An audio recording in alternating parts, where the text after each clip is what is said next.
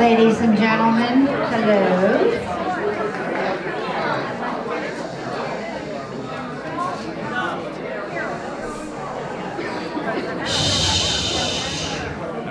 Take your seats, please. Ladies and gentlemen, did you like those desserts?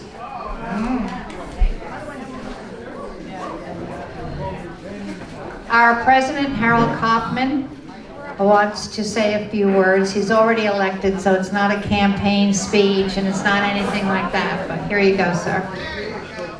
Thank you. Thank you. Thank you for the people that voted for me, and I'm sorry for the people that didn't. So. But I just wanted to take 30 seconds to thank the people that put this together. You have no idea of the many moving parts to present this tonight. Roy and and Helen and the committee, Donna and Lorraine, the maintenance department, the custodial department, Bill and Wendy, who are not here tonight, who are probably watching with the cameras. So I just wanted everybody to know how much is involved in putting this together, and I hope you're enjoying yourself. I am. And if you like it, tell us. Because, well, we only hear about the bad stuff. We'd like to hear about the good stuff as well. So have a good time, enjoy yourselves, and they're doing a great job. Oh, I know. I was told not to make that announcement.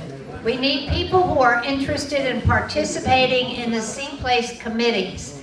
If you are here and you live here and own here and want to be involved, please contact Roy to be on the Recreation Committee. Mary Del Pup is here for the Social Committee. Mary, raise her hand. Hello, hello. Okay, and there's a lot of other committees too. Elizabeth LaFrance Library Committee. Elizabeth LaFrance Library Committee. Anybody else who needs people, please, we need you to participate. It's really a lot of fun, although I don't think Lorraine, who's been helping me behind the scenes tonight, is going to feel that way tomorrow morning. She's running up and down making sure you guys have desserts. Okay, so we're going to continue. Betty Park. This amazing woman studied and taught sociology but loved poetry. She's retired. And she has submitted some of her poems, and she won first prize in poetry by the Wisconsin Writers Association. Now wait a minute before you get up, Betty, sit down for a minute. Last year, Elaine, where's Elaine? Elaine? Okay, Elaine's back there. She knew I was looking for talent. She said, I've got this lady, I know about her, and she writes poems. I said, Elaine, not poems. We don't do poems, okay? There may be some wonderful poets, but poems can be, that's what you go to the coffee house for and everything, you know? That's not like what I want, a festive evening, I want upbeat. She says, no, I think you need to talk to her. So, I talked to her. But I did something last year that was risky. Before anybody else performed, I made them perform for me. I was like the talent scout, right? I didn't get that from Betty. And then she got up there and she has been the smash hit, the secret hit here of our talent show. So, talent showcase. Come on up, Betty Park.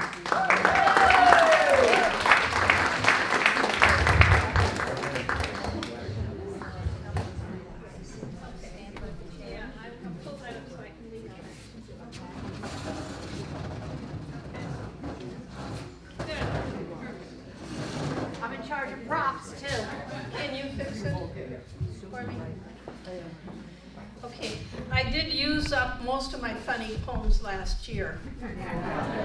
So, I'm going to start with a poem for everybody who comes from a northern place. I think we can forget about all that's good up there. So this poem is called I Like November. And it got a special prize from the Wisconsin Academy of Arts and Sciences. Okay, I like November. And just put yourself back there. I like the gray and woody way November leaves a filigree of trees, stripped and spare, untidy tatters at their feet. Let it go. I like the gray and weary way November hunkers down to stubble in exhausted fields. Give it a rest. Spring is so insistent. Summer so full of itself. Fall tries to feed everyone, but not November. November says, give it a rest. Make soup with what's left from the harvest. Find a good book and light a fire. It's almost dark. So,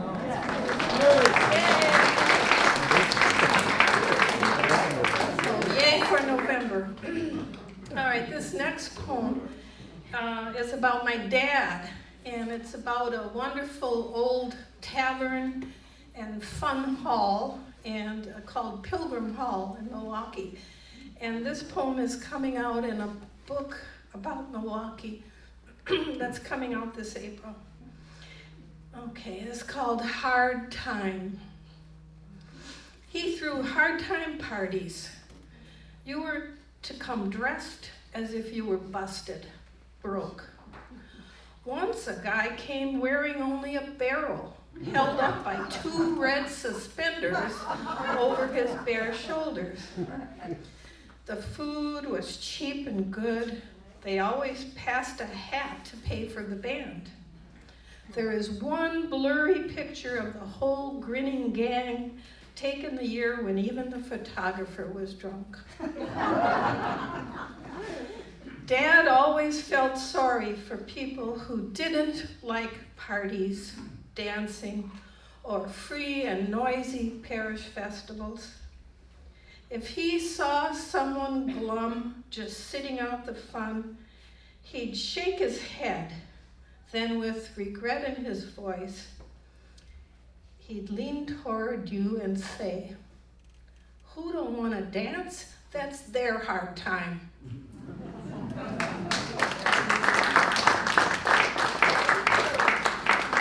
that true? Yeah. Okay, this one is for all the gentlemen in the crowd here, and for all the ladies who know these gentlemen. You know who you are. The name of this poem is They Do It So Often. Thanks to the man who brings up the car for her, for a woman holding hot coffee, for a woman whose arms are full of books or groceries or babies, for a woman in a fancy dress she would not cover with a coat, for a woman wearing fragile shoes that could not chance a puddle, or a woman with a hairdo that might simply blow apart if she crossed a parking lot. Thanks to the man who brings up the car for the white-haired woman he retrieves at the hospital door. No wonder she's smiling. All the gentlemen, right? Okay. Now, this last one is from a book of poems that I have that are all about my husband, John. So, yeah, the John who performed earlier. Okay. I have so much mileage over him because I have a book of poems just about him. This one is called Naked Feet. Under the covers, I like your naked feet.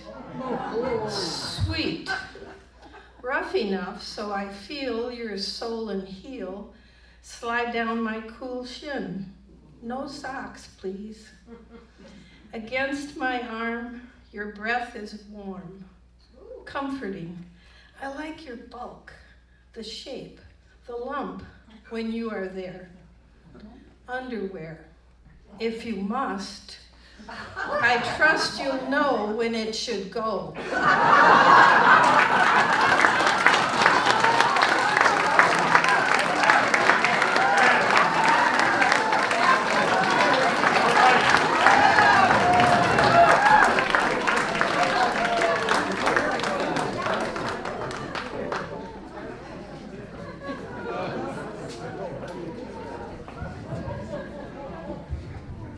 Told you. Our next performer is Sal Lauro. Come on up, Sal. Sal's from New Jersey, but is still okay. He's a really good guy. And he just started playing 6 months ago. He's a tad worried about embarrassment because he just started 6 months ago, but we know he's got a lot of love in this room. So here we go. Good evening, everyone. They're still there. I know on the in the program it said I was playing a mandolin. Well, almost. This is a mandola, which is the big sister to the mandolin. If we can compare it to, it would be a viola to a violin. So it's an octave higher, doesn't squeal as much, sometimes it does. It is a mandola, my wife calls it a noisemaker, and it's a really neat instrument. So the piece that I'm going to play in Glen is called Morning of the Carnival, Mañana de Carnaval. It's from the 1959 movie Black Orpheus. Remember that? Or some of you, most of you are too young to remember that.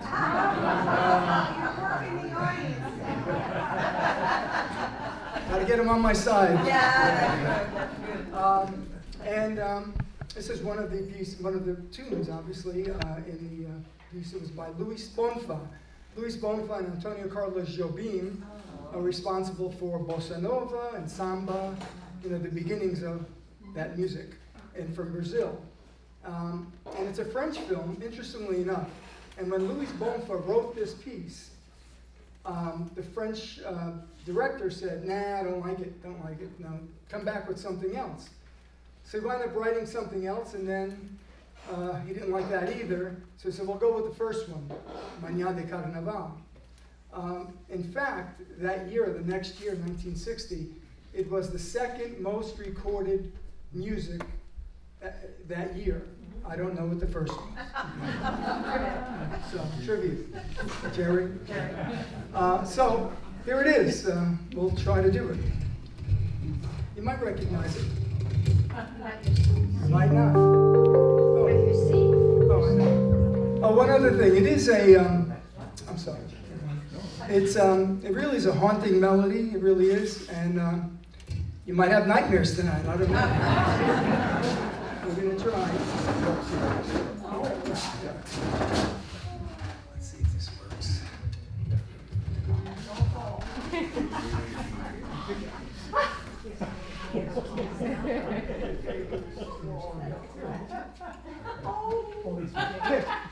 This is it. Good. Yeah. Yes.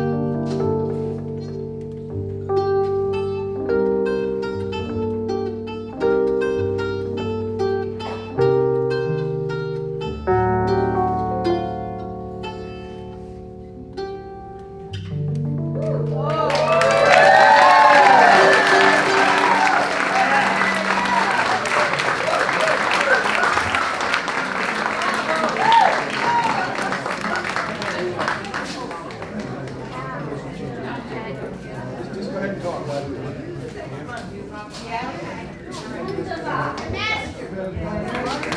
that wonderful? Thank you. So next year you'll have 2 or 3 for us.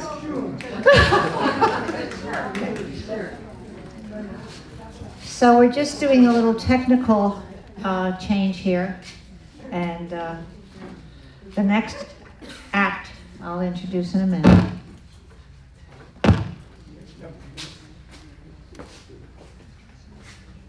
This is so he can have a longer chord because he's gonna go in the audience and harass people, right? I don't know what he's going to do.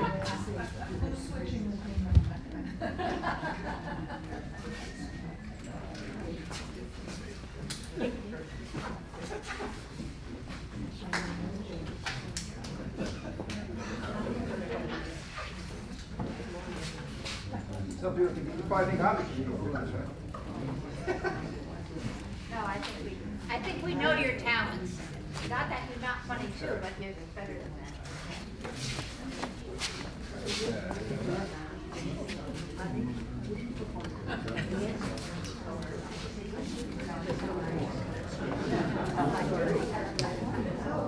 Testing, testing, testing.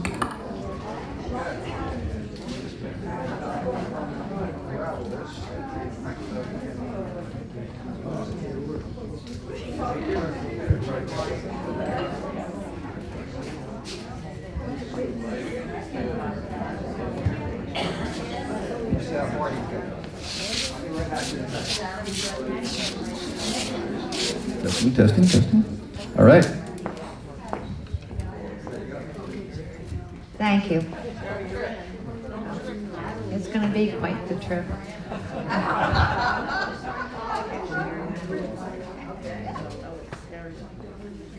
So,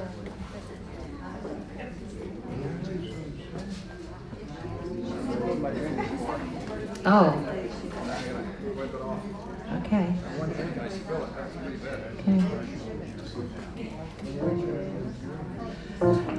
Okay, the next act is Jeff Werner. Jeff's a retired attorney and judge and spends the season here enjoying Seaplace. He's going to entertain you. Yeah.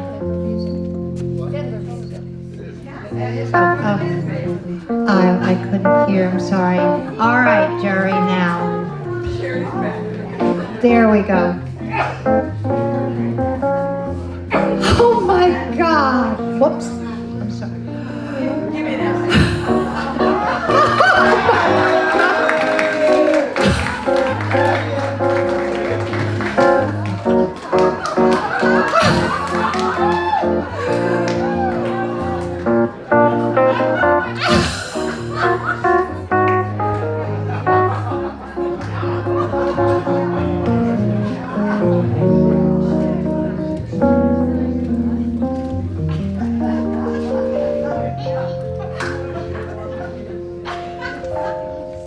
So she forgot to tell you, I'm going to tell a few Jewish jokes.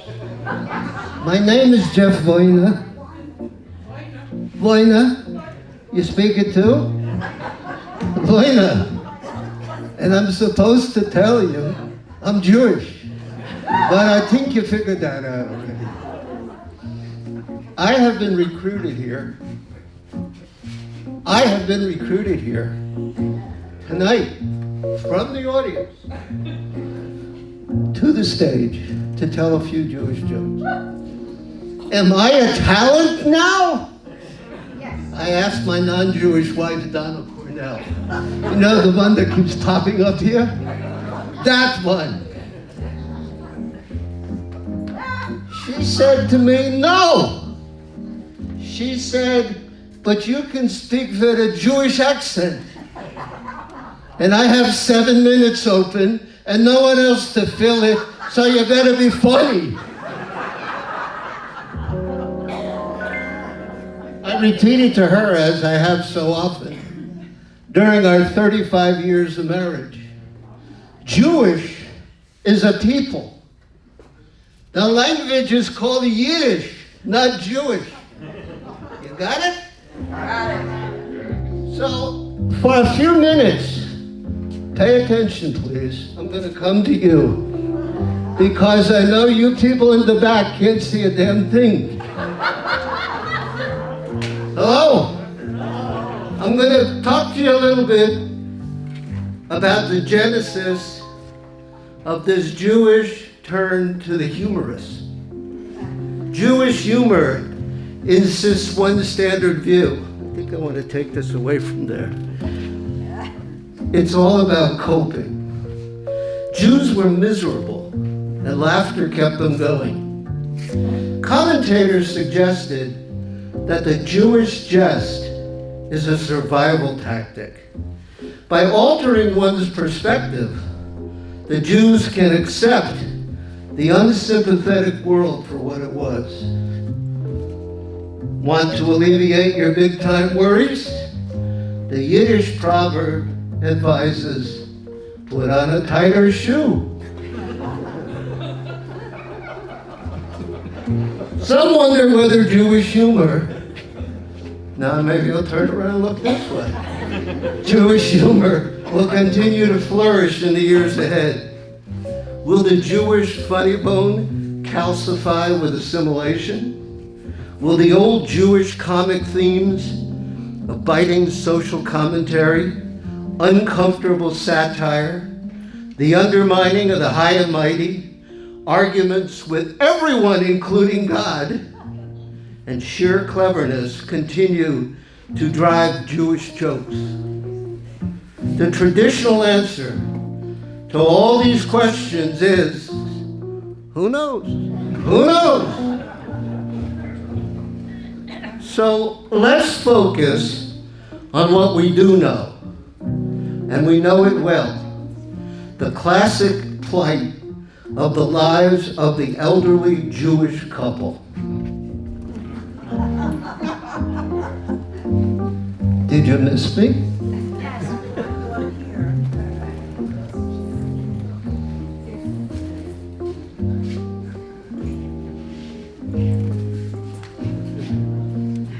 First, I want to tell you about Molly and Sally. The name Molly, as you should know, is the diminutive form of Mary. Little Molly would be a fitting description of her. Sally, now, on the other hand, comes from a variation of Sol, which is a shortened version of Solomon. You know, like King Solomon, the one who told the two women who were fighting over the infant, and he said, I'll cut it in half and give you each half. Solomon. Now, Molly and Sally, by now were an elderly couple. They'd come to this country as immigrants from Russia and had worked hard and made a decent middle-class life for themselves. This particular night, like so many nights, they were in their king-size bed watching TV.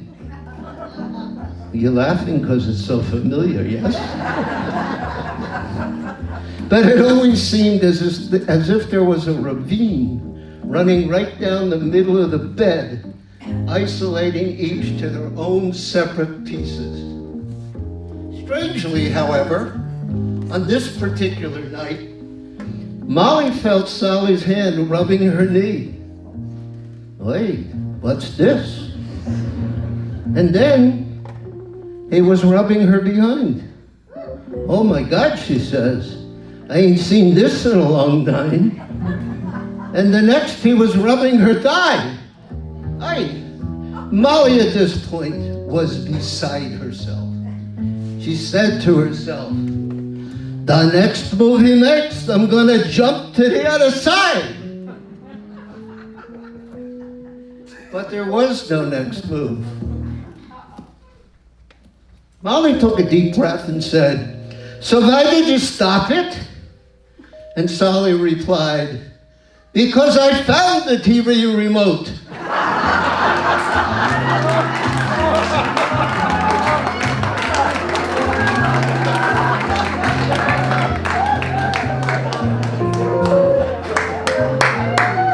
like it? You like my hair? And then there was Florence and Joseph. Now their names don't rhyme, not like Molly and Sally. But in the everyday language, we call them Flo and Joe. As Flo would say, Flo and Joe like two pods in a pea. Two pods in a pea, you know it. Yeah. I got it. But during these advanced years of their marriage, things were not going so well. Flo kept forgetting things. Her hearing wasn't so good. She was always complaining, and they argued all the time. Joe said to himself, "These ain't mine happy days." He went on to himself, "Well, a nursing home wouldn't take her. I guess I'm stuck with her. I just don't know how to keep her from driving me crazy." And then it happened. Flo was arrested for shoplifting. The day her case was heard, Joe drove Flo to the court, and they sat in the first row of the audience. When Flo was called up before the judge, he inquired, "Did she admit shoplifting?" Flo replied, "I shopped and I lifted it." "Well, what did you take?" asked the judge. "I took it a can peaches. A can peaches. You get it?" And the judge said, "Why did you take a can of peaches?" And Flo said, "Because it belonged to me." "Well, to me or my sister Ida." You see, the label said Flo or Ida. I'll spell it for you. Florida. Flo or Ida.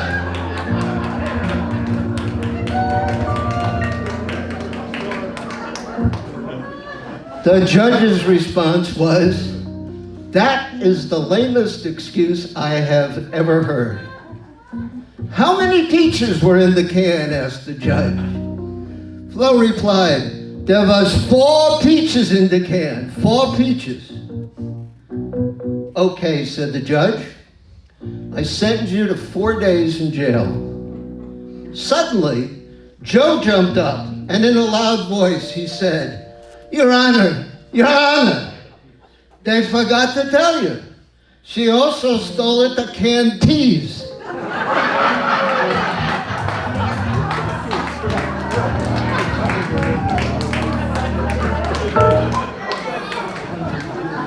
So this all goes to show you how a can of peaches can become a can of peas, can become a can of worms.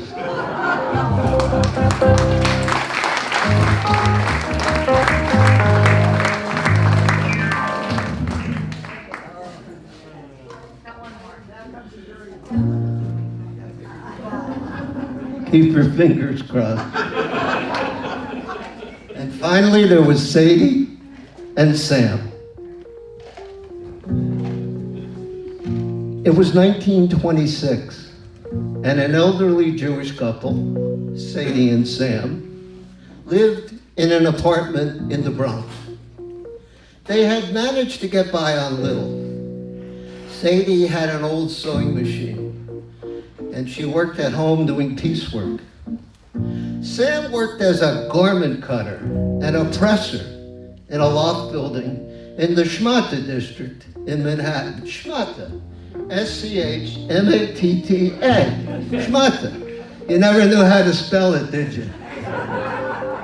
Schmatta is a Yiddish word. It's the Yiddish word for rag. Hence, the Schmatta district is the rag district, is the garment district. You guys all understand that? In the garment district, going to and from work, Sam would pass the other loft factories, the showrooms, the stores on the street, displaying their fine clothing and accessories, but never being able to buy. But this day was different. In his pocket was a check from the US government for $160, an income tax refund, something he had never received before.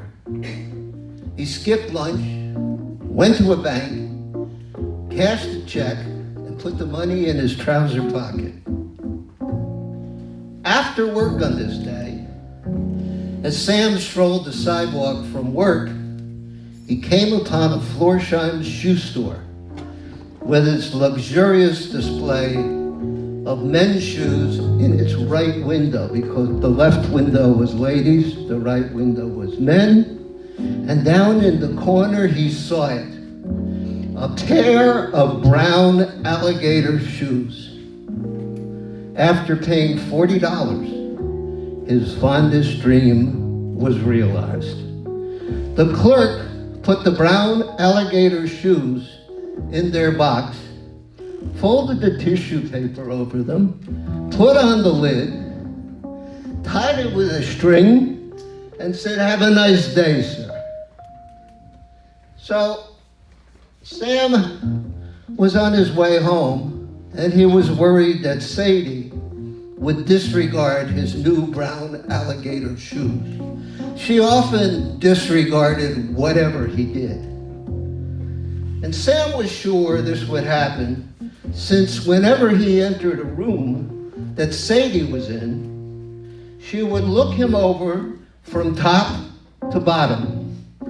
But she wouldn't see the shoes because of his baggy cuffed trousers. So Sam made it a plan. When he got home, Sadie was in the living room crocheting. Sam continued past her, down the hallway to the bedroom. There, he removed all of his clothing. And he unsealed the box with the brown alligator shoes, put them on, and tied the laces. And then he went to the living room and he stood facing Sadie. Sam said nothing. Sadie continued crocheting. After a while, Sadie stopped crocheting. She looked Sam over from top to bottom and said, "It's still hanging there."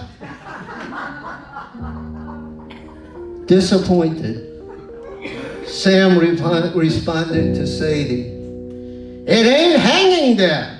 It ain't hanging there. It's pointing down to my new brown alligator shoes."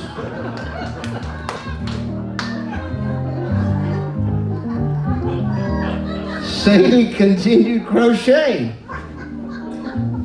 Finally, she stopped crocheting and looked up and said to Sam, "When you buy a new hat, you should let me know."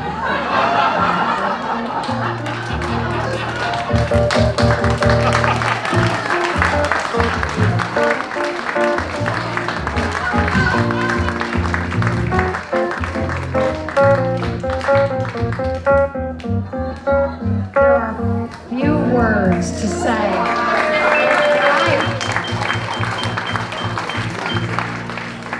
I was not permitted to know the routine ahead of time. I was not allowed to to announce him as whatever. And but in any event, do you think he's going to age and look like that? I'm a little worried. Okay. Find a hat.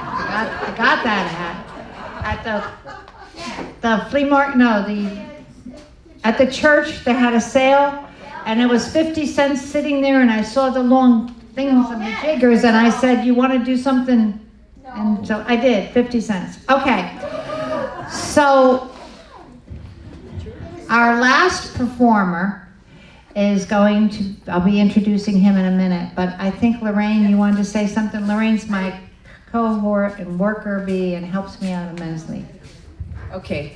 All of you know Donna, and you know her enthusiasm, and you know how she just takes something and runs with it. Well, every year we go through this, and she says, it's all good, Lorraine. And she has no one performing, and all of a sudden she comes up with a wonderful event like this. So let's give her a hand and thank her for that. I love this woman. But you wouldn't have had any dessert tonight had she not put it all out there, along with who else? Oh, Janet helped, and Arlene helped, and other people helped. It's a really great place to live here. It really is. It's very special. I really do enjoy it. And now I'm going to ask Dr. Bob Cohen, to come on up here. He's going to do a few songs for us, and we're going to do a sing-along, and you can stay as long as you... What? Oh. Oh, wow. Wow.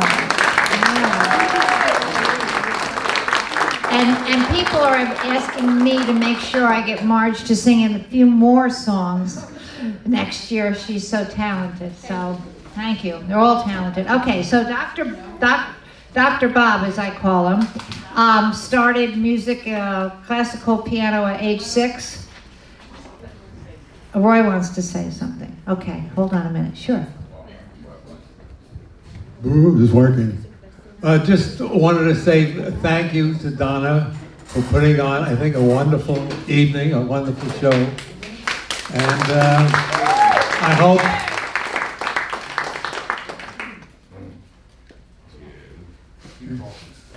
I hope this will become an annual tradition that we can do in the future.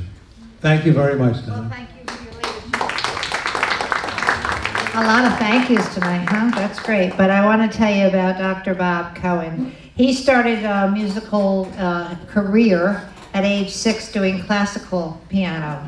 And about 30 years ago, he picked up the auto harp, which is now his main instrument. He is the co-founder of the Penn State Folklore Society. But more than that, he started, you don't have on here the thing about what you did as the international, okay. He started the world's largest gathering of folk music industry and community. He started an organization called the North American Folk Music and Dance Alliance. So it's one, and they hold one of the 5 largest music conferences in North America. So he's a pretty talented guy. He's got a funny sense of humor. Don't let him scare you away.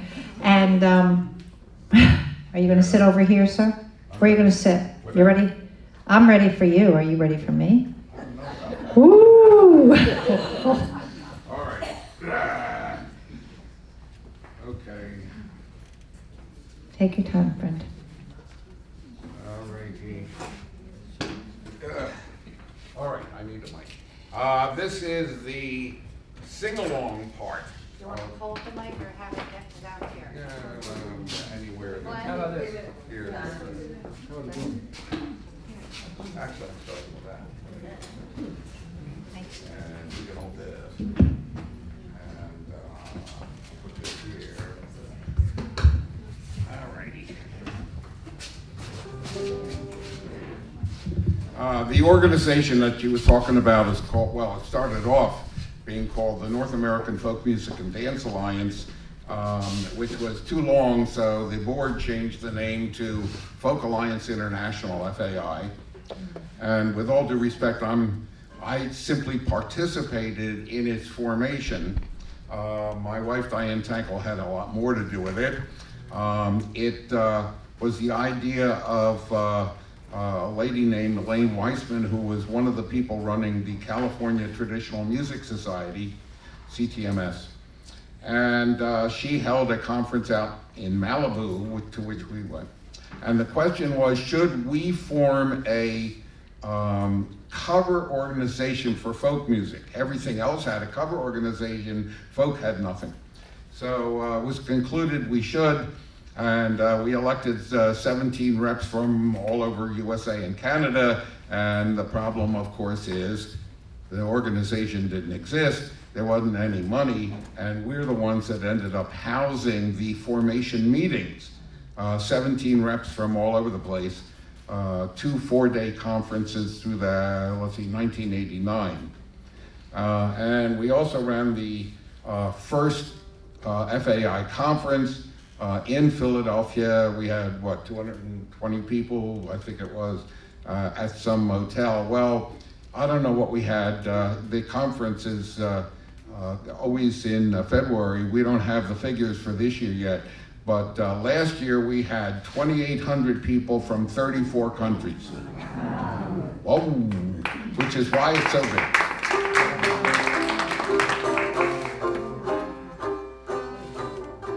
Anyway, I have no intentions of sitting here and entertaining you. I have intentions of helping you entertain yourself, and I'm going to attempt to pick songs that you all probably know. How many people know the city of New Orleans? Well, a bunch up here anyway. And it's a wonderful story with this thing. Arlo Guthrie was performing somewhere, and this little kid, a young kid, walked up to him and said, Mr. Guthrie, would you mind listening to just one song I wrote? And as Arlo said, Arlo, of course, being Woody's son, Arlo said, I get this all the time, but there was something about this kid. He said, so I thought for a minute, and I said, listen, kid, I'm awful thirsty after doing this show, so I'll tell you what, we're going to go across the street to the bar, and you're going to buy me a beer, and as long as the beer lasts, you can sing me anything you want. He says it was the best beer he ever had because the kid was Steve Goodman, and the song was The City of New Orleans.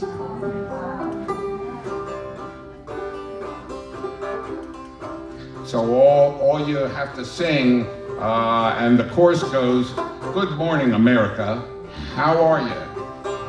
Hey, don't you know me? I'm your native son. I'm the train they call the City of New Orleans.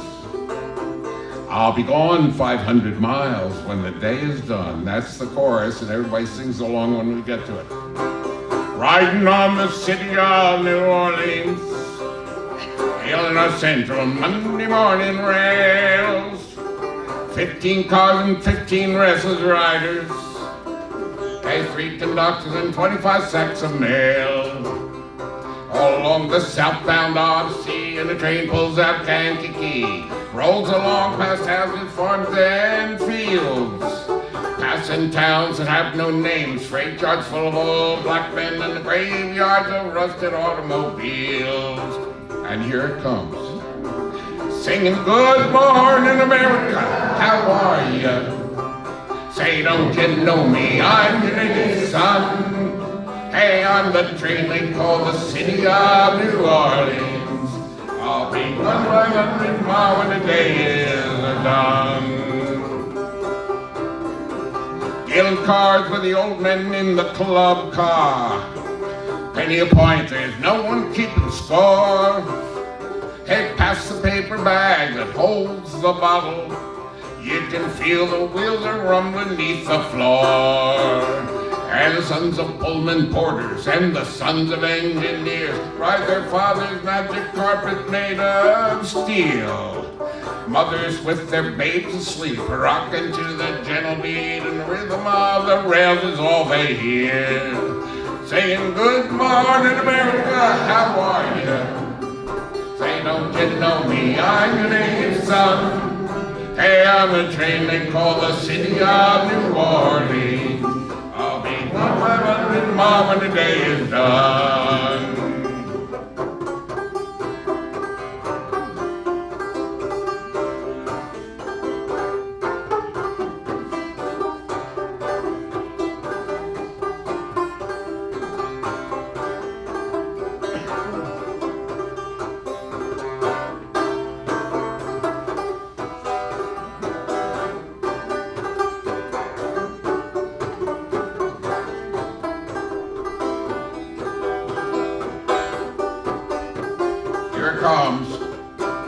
Singing good morning America, how are you? Say, don't you know me, I'm your native son.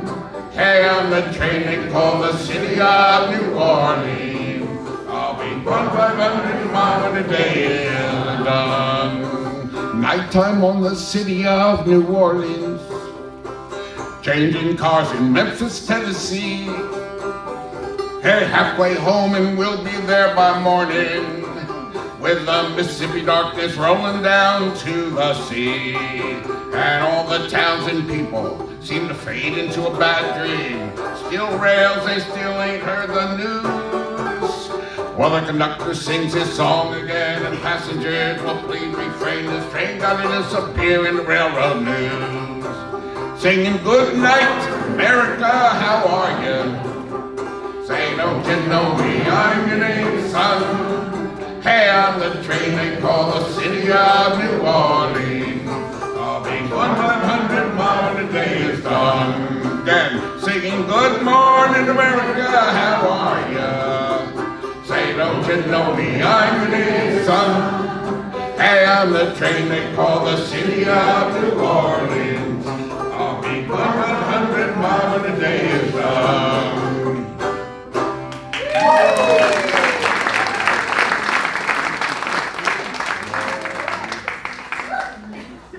Well, while we switch instruments, and this is my wife Diane I was talking about. She's you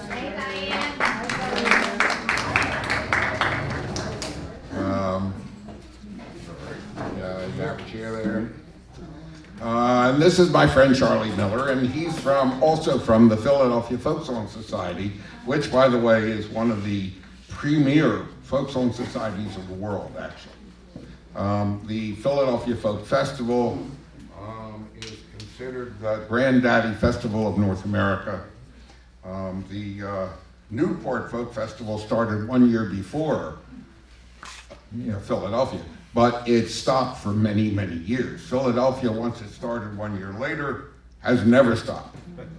So when we had all those delegates at our house, they informed us that they considered Philadelphia Folk Festival to be the granddaddy festival. Anyway, the next song, I'll bet you even more people know. My friend is going to help me sing it. What? I'll just sing behind you. You'll just sing behind me. Anyway, it's called the Sloop John B. How many people know that one? Oh, good. Okay.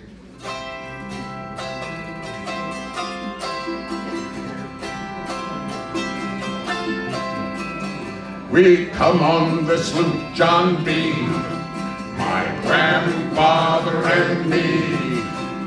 Round Nassau town we did roam, drinking all night, got into a fight. Oh, well, I feel so broke up, I want to go home. So now hoist up the John B. sails, this is the chorus. See how the mainsail's set. Oh, set for the captain ashore, let me go home. Let me go home. I wanna go home. Well, I feel so broke up, I want to go home. Oh, the first mate, he got drunk. He broke up the people's trunk. A constable had to come, take him away. Mr. Johnstone, why don't you leave me alone? Well, I feel so broke up, I want to go home. Chorus! So now hoist up the John B. sails. See how the mainsail set. See the old captain ashore. Let me go home. Let me go home. Oh, I wanna go home. Well, I feel so broke up, I want to go home. Oh, he got up the fits, and throw away all the cigarettes. And then he take and he drink up all the me corn. Oh, let me go home. I wanna go home. Well, I feel so break up. I wanna go home. So now hoist up the John B. sails. See how the mainsail set. Send for the captain ashore. Let me go home. Let me go home. Oh, I wanna go home. Oh, this is the worst trip since I have been born. Oh, so now hoist up the John B. sail and see how the mainsail set. Send for the captain ashore. Let me go home. Let me go home. I wanna go home. Oh, I feel so break up. I wanna go home. That's it.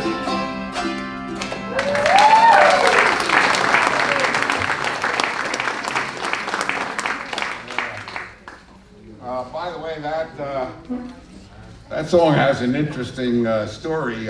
Probably a lot of you heard it from the Kingston Trio, if you're old enough to hear the Kingston Trio. And the music collector of the Kingston Trio was David Guard, who had a habit of not getting things exactly right, okay? So he said, poor Corky caught the fits, throw away all my grits. Then he'd take and he'd eat up all of me corn. So the question is, how many sailors do you think are interested in corn on the cob? Then he'd take and he'd drink up all of me corn. It's corn liquor he's talking about. That's what the song's talking about. I don't even know, I don't remember what key we do this. Yeah, D. D? Probably, it's me.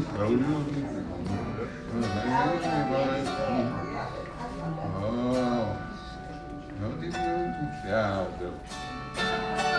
All right, the next one I think most of you may know is the MTA. Yes? Yeah, we'll do it. Oh, let me tell you of a story of a man named Charlie on a tragic and painful day.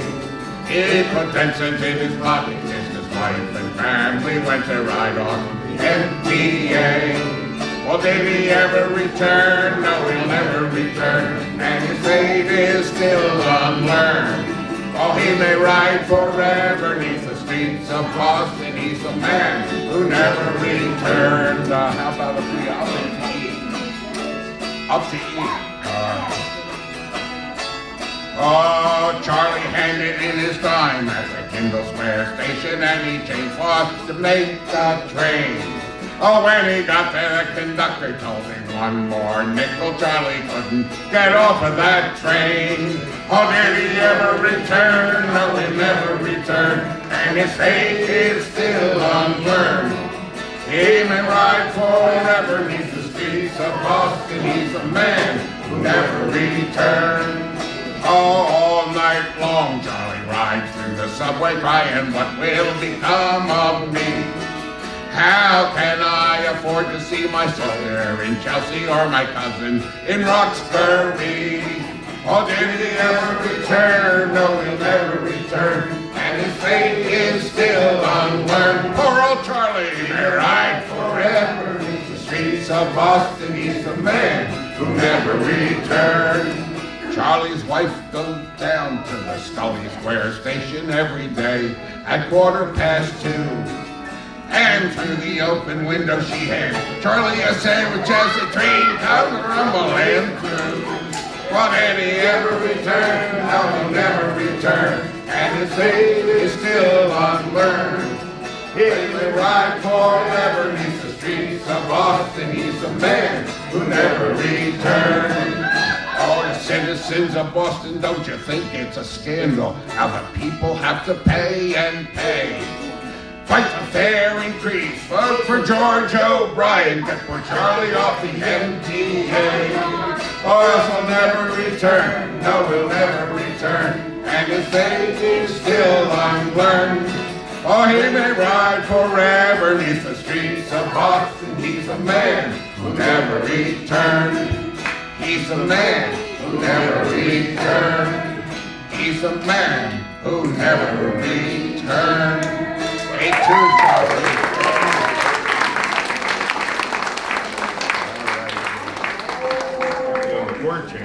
Yeah, I know.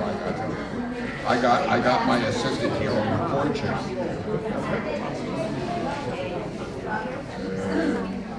Might be good. Well, this is indeed, but this is a wild song. I don't know if you would have played it. No. Okay, then. Okay. The next song is one that I am particularly fond of. It's called "The Night They Drove Old Dixie Down." And the reason I'm particularly fond of it, well, there's several. One is the song was written by Robbie Robertson of the band. And Robbie Robertson was a Canadian, or is a Canadian, because to my knowledge, he's still alive, okay? And the other thing is that the song was made popular in part not only by the band, but by Joan Baez. And Joan Baez took it upon herself to change the chords, which really changed the whole sound of the song, and I'm playing the original, so. Bunch of you know the song?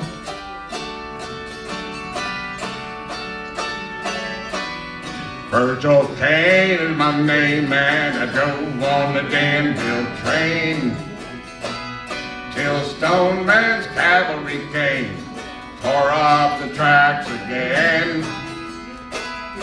In the winter of '65, we were hungry, just barely alive. By May the 10th, Richmond had fell, it was a night I remember oh so well.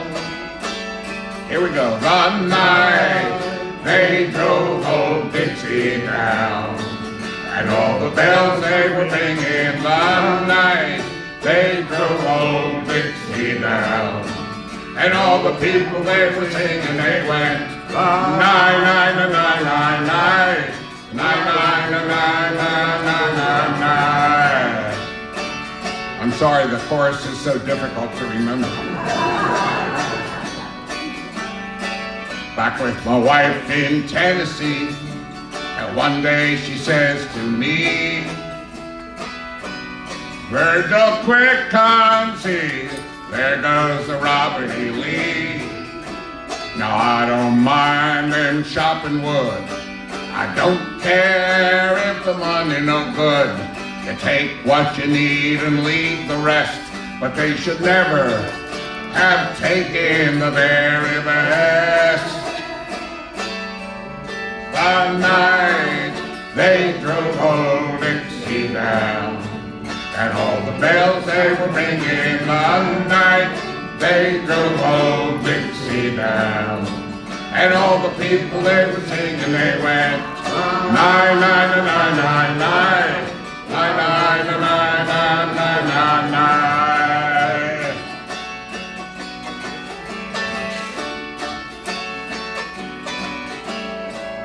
Like my father before me, I will work the land. Like my brother before me, took a rebel stand. Now he was just 18, proud and brave, but a Yankee laid him in his grave. I swear by the blood beneath my feet, you can't raise a cane back up when he's in defeat. The night they drove old Dixie down, and all the bells they were ringing. The night they drove old Dixie down, and all the people they were singing, they went, nine, nine, nine, nine, nine, nine, nine, nine, nine, nine, nine, nine, nine. Again. Nine, nine, nine, nine, nine, nine, nine, nine, nine, nine, nine, nine. Watch out.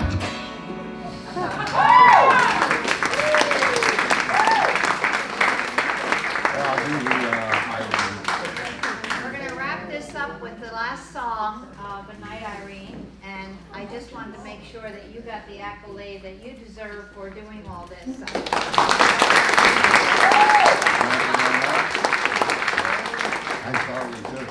Charlie, I don't even know your last name. Miller. Hi, Charlie. Charlie Miller. Thank you, Charlie Miller. Okay, thank you. I can only assume virtually everybody in the room knows Irene Goodnight. Yes. Okay, and Yes. Yes. it was written by Huddy Ledbetter. And Huddy's nickname, of course, was Leadbelly. And he's the one that wrote the song. And the Kingston Trio made it popular, but they cleaned it up. In the chorus, they sing, "I'll see you in my dreams," and that's not it. All what he wrote is, "I get you in my dreams." Get you. I get you in my dreams.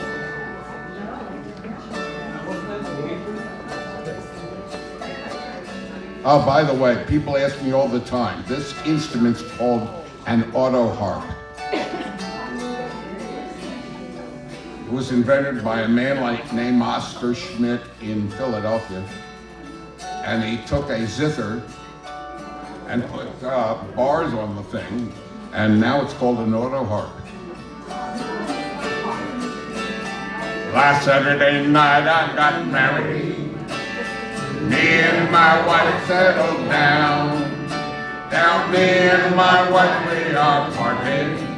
Gonna take another stroll downtown. Oh, Irene, good night. Irene, good night. Good night, Irene. Good night, Irene. I get you in my dreams. I asked your mother for you. She told me you was too young. I wish to the Lord I'd never seen your face or heard your lying tongue. Oh, Irene, good night. Irene, good night. Good night, Irene. Good night, Irene. I get you in my dreams. Sometimes I live in the country. Oh, sometimes I live in town. Sometimes I take a great notion to jump into the river and drown. Oh, Irene, good night. Irene, good night. Good night, Irene. Good night, Irene. I get you in my dreams. Sometimes she sleeps in pajamas. Sometimes she sleeps in a gown. But when they're both at the laundromat, Irene is the talk of the town. Oh, Irene, good night. Irene, good night. Good night, Irene. Good night, Irene. I get you in my dreams. I love Irene. God knows I do. I love her till the sea runs dry. I can't read your thing here because... And if she ever turns her back on me, I'm gonna take morphine and die. Oh, Irene, good night. Irene, good night. Good night, Irene. Good night, Irene. I'll get you in my dreams. You cause me to weep. You cause me to mourn. You cause me to lose my home. But the very last words I heard her say, please sing me one more song. Oh, Irene, good night. Irene, good night. Good night, Irene, good night, Irene. I get you in my dreams. Last verse coming up. Quit your rambling, quit your gambling, quit staying out late at night. Go home to your wife and your family. Stay there by your fireside light. Oh, Irene, good night. Irene, good night. Good night, Irene. Good night, Irene. I get you in my dreams. Thank you all. Hope you enjoyed singing.